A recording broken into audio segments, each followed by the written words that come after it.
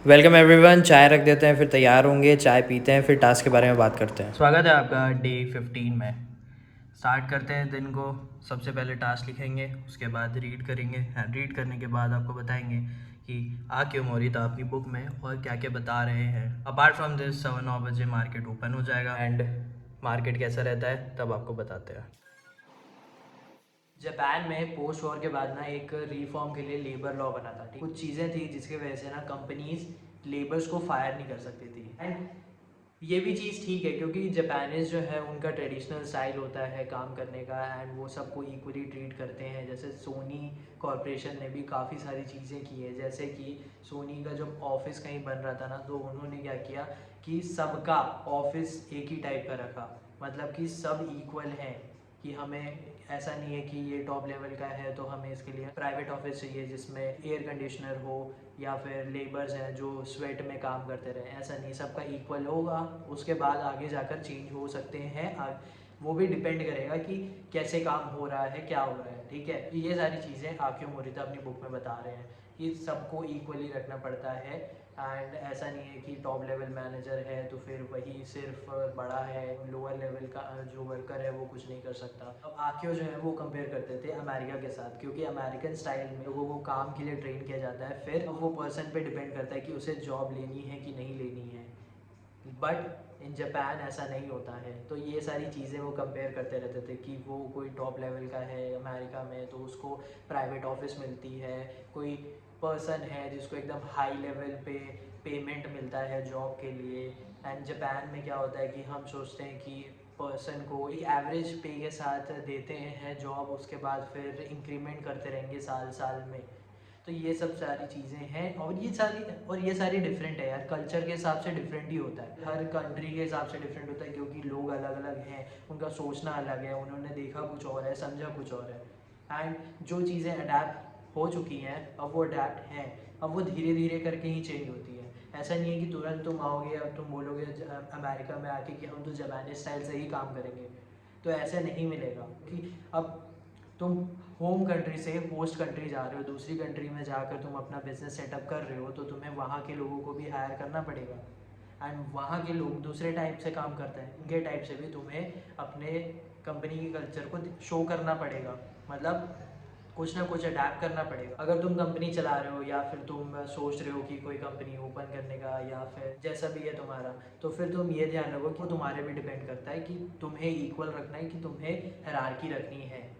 वो डिपेंड करता है कंपनी टू कंपनी पे। अब वो अपने बेटे का भी बता रहे हैं कि जो उनका एल्डर सन है हिदेओ, को शुरू से ही कंपनी ज्वाइन करनी रहती है Sony corporation. And Sony corporation वो ज्वाइन करता है एज जो म्यूज़िक डिपार्टमेंट है ना उनका, उसमें CBS सोनी का जो डिपार्टमेंट है ना उसमें जाकर वो ज्वाइन करता है। उन्हें ऐसा नहीं करना है कि वो डायरेक्ट हेडक्वार्टर में आ जाए क्योंकि वो एक नेपोटिज्म भी हो जाएगा। उसके बाद लोग बोलेंगे कि भाई ये काम ऐसा क्या किया है।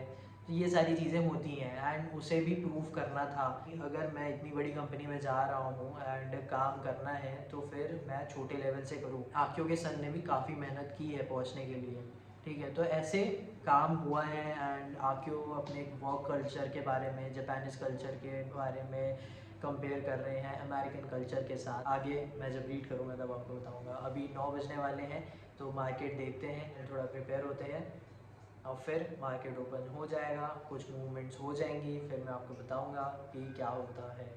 अभी टाइम हो रहा है 10:32। ठीक है, एंड मार्केट जो है वो अभी अपसाइड ओपन किया, काफ़ी अच्छा ओपन किया, जिस तरह लग सकता है कि 20,000 मार्क जो है निफ्टी का आज टच हो जाए, ऐसा ओपन किया था ऊपर। उसके बाद फिर ये अभी कंसोलिडेशन कर रहा है। ठीक है, ट्रेड कर चुके हैं हम। मैं जा रहा हूँ नाश्ता करने, अब जो मूवमेंट होगा वो देखा जाएगा उसके बाद। अभी फ़िलहाल के लिए नाश्ता करते हैं एंड थोड़ा दिमाग को भी शांत रखते हैं। अभी टाइम हो रहा है 1:26। मार्केट जो है पूरा कंसोलिडेट करते करते अप साइड गया है। कभी बार्स बुलिश के बनाता था, अब उसके बाद धीरे धीरे नीचे आता था, फिर ऊपर जाता था। अब ये जो पूरी ट्रेंड लाइन है ना उसको ब्रेक कर दिया है, बट यहाँ पे भी थोड़ा कंसोलिडेशन चल रहा है और जब तक ये इसको ब्रेक नहीं करता है इस पॉइंट को, तब तक हम नहीं लेंगे ट्रेड और उसके बाद ही प्लान करेंगे। बट देखते हैं कि क्या होता है।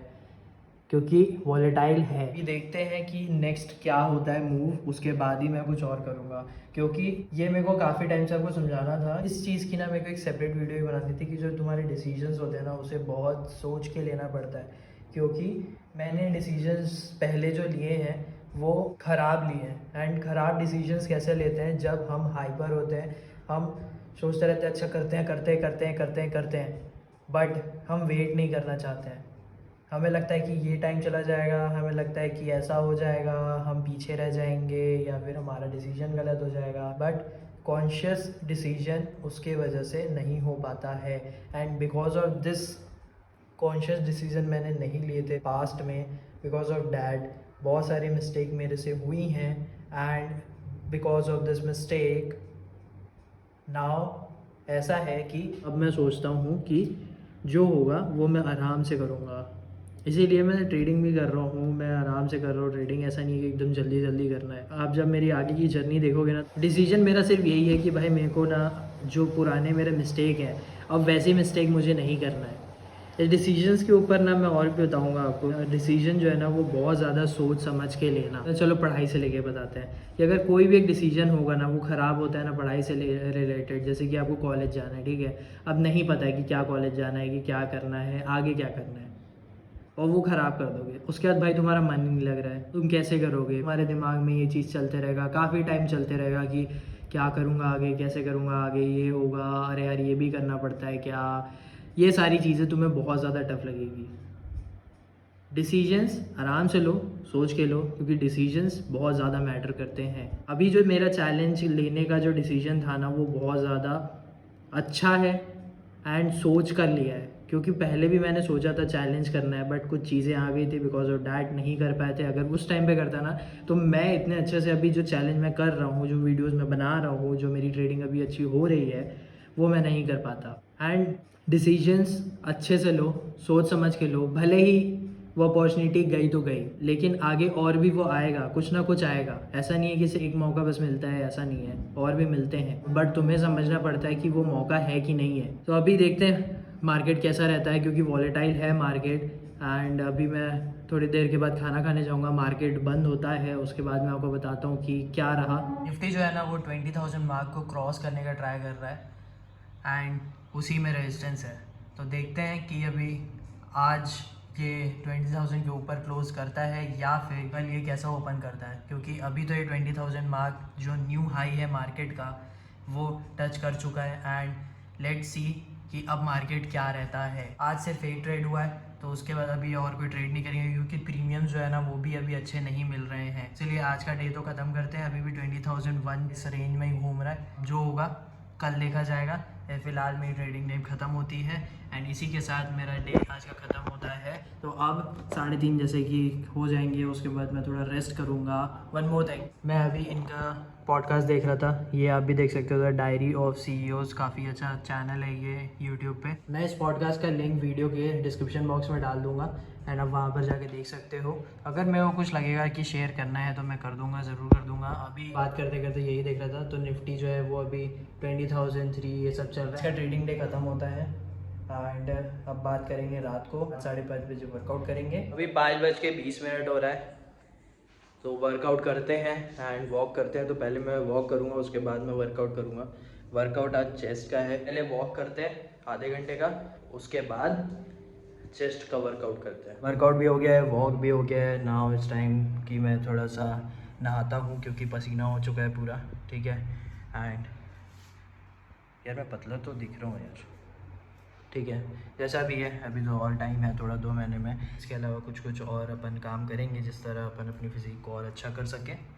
बट फ़िलहाल के लिए मैं जाता हूँ, नहाता हूँ एंड उसके बाद बताता हूँ। मैं ऑडियो बुक नहीं सुन रहा था, बट जो मैंने पॉडकास्ट सुना ना उसमें एक चीज़ मेरे को काफ़ी अच्छी लगी, वो मैं बताता हूँ आपको। जो चीज़ मेरे को काफ़ी अच्छी लगी ना वो ये थी उसमें कि वो इम्पोस्टर सिंड्रोम के बारे में बात करते हैं। उसमें जो एक पर्सन होता है ना वो बहुत ज़्यादा अपने आप को अंडर कॉन्फिडेंट फील करता है। जब वो बहुत ज़्यादा स्किल्ड होता है, उसे बहुत कुछ आता है, वो हाई अचीविंग इंडिविजुअल होता है, मतलब उसके पास कैपेबिलिटीज़ बहुत होती है, बट थिंग इज़ कि उसे बहुत ज़्यादा अंडर कॉन्फिडेंस लगता है। एंड इनके हिसाब से जो इम्पोस्टर सिंड्रोम है वो ये होता है कि तुम जो अंदर से हो एंड जो तुम बाहर से हो, मतलब कि अंदर तुम कुछ और हो, इनसाइड तुम्हारे कुछ और चलता है, एंड जो बाहर जैसा तुम लोगों को दिखाते हो वो कुछ और है, तो वो होता है इम्पोस्टर सिंड्रोम। अब ना ये बहुत लोगों के साथ होता है, ये चीज़ लोग कैसे डील करते हैं मुझे नहीं मालूम, ये चीज़ है जो मुझे लगी कि मैं शेयर कर सकता हूँ, जैसा उन्होंने इम्पोस्टर सिंड्रोम के बारे में बताया है। नाउ द थिंग इज़ कि सारे टास्क कंप्लीट हो चुके हैं, लास्ट पोस्ट डालना था मेरे को इंस्टाग्राम पे, तो वो मैंने डाल दिया है। एंड मैं जो ट्रेडिंग के टाइम पे आपसे बात किया कि डिसीजंस जो है ना उसे कॉन्शियसली लो, क्योंकि डिसीजंस जो है वो बहुत ज़्यादा मैटर करते हैं, जो सबको मालूम है यार कि डिसीजंस ही मैटर करते हैं, लेकिन डिसीजन सोच समझ के लेना। एंड कभी कभी ना डिसीजन जो है वो दिल के चक्कर में या फिर दिमाग ज़्यादा ही दौड़ लेता है, उसके चक्कर में डिसीजन ख़राब हो जाता है। चीज़ों को समझना पड़ता है डिसीजन लेने पे, ठीक है। तो यही चीज़ थी मेरे को जो समझानी थी, डिसीजन कॉन्शियसली लो, क्योंकि कॉन्शियस डिसीजन मैटर। क्योंकि अगर तुम हाइपर होके अगर तुम सोचोगे कि मैं पीछे रह जाऊंगा या फिर कोई कुछ कैसा बोलेगा, उसके वजह से अगर डिसीजन लोगे ना, देन वो डिसीजन तुम्हारे लिए ही सबसे ख़राब चीज़ होगी। इस बात पे और बात करेंगे, और मैंने जैसा स्टडी को लेके बताया है आपको, वो मेरा एग्जाम्पल कह सकते हो आप, लेकिन ऐसा है कि जो मैंने पढ़ा है वो भी अच्छा लगता है मेरे को, बट जो डिसीजन है मैं उस टाइम पे बोलता हूँ कि जो मैंने उस टाइम पे डिसीजन लिया ना, वो एक हाइपर डिसीजन था। मुझे लग रहा था कि भाई मैं पीछे हो जाऊँगा, मैं ऐसा नहीं करूँगा तो फिर मैं पीछे रह जाऊँगा, या फिर सब कर रहे हैं मुझे भी कुछ करना है, या तो फिर लाइफ में मैं आगे क्या करूँगा, ये सारी चीज़ें बहुत ज़्यादा चल रही थी उस टाइम पे, and because of that hyper decision वो ले लिया था।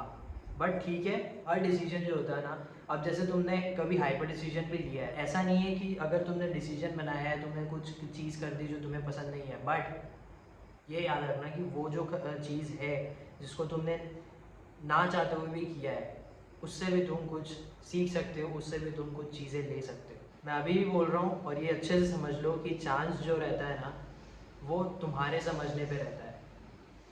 जैसे कि ट्रेडिंग में चांस मिलते हैं, चांस नहीं भी मिलते हैं, एज अ ट्रेडर पे डिपेंड करता है कि उसे वो चांस दिख रहा है कि नहीं दिख रहा है। और अगर वो चांस दिख रहा है तो भाई वो ट्रेड लेगा, अगर उसे समझ नहीं आ रहा तो उसके चांस भी समझ नहीं आएगा। तो ये चीज़ होती है, डिसीजंस कॉन्शियस लेते हैं, जैसे कि ट्रेडिंग में हम कॉन्शियस डिसीजन लेके हम कॉन्शियस ट्रेड करते हैं, माइंड बहुत ज़्यादा स्थिर रहता है, डिसिप्लिन रहता है। वैसे ही डिसीजंस लाइफ में भी आराम से लो, सोच समझ के लो कि हाँ ये है। तो चैलेंज का डे 15 ख़त्म होता है, अब नेक्स्ट डे मिलते हैं। आई होप आपको वीडियोज़ अच्छे लग रहे होंगे, please watch and thank you for watching.